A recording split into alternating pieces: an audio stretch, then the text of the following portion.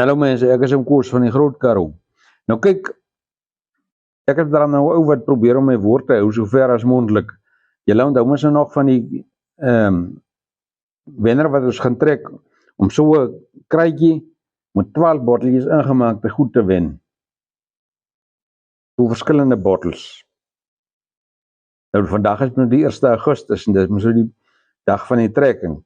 Nou hier by my staan Annika nou, sy gaan die trekking doen. Sy is nou daarom so onafhanklik as ons kan kry en sy het nou hier met Google georganiseer. Google gaan vir ons 'n naam trek. En die naam wat ons nou trek, die man wen so 'n kassie met 12 botteltjies ingemaakte goed. Dis ter waarde van R1000. So Annika, is jy reg? Ek reg. Nou toe, niks skelmstreke nie. Niks skelmstreke nie. Nou toe trek vir ons 'n naam.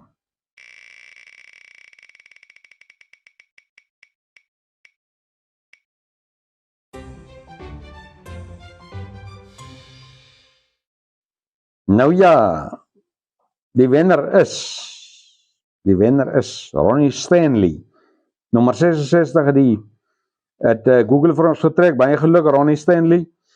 Jy moet ons kontak, ons sal die WhatsApp nommer aan die eind van die video opsit en dan pos ons vir jou so 'n kassie. Baie dankie dat jy ons volg en baie dankie vir alle ander mense wat ons volg. Ons het nou vir 1 September het ons weer so 'n verrassingkie.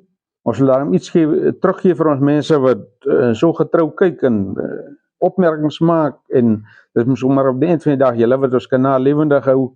So baie dankie vir almal wat ingeskakel het en almal wat kyk na ons. So kom ons gaan so aan. Ons is hier so baie na 8000 followers. So Ronnie Stanley, dis jou pakkie.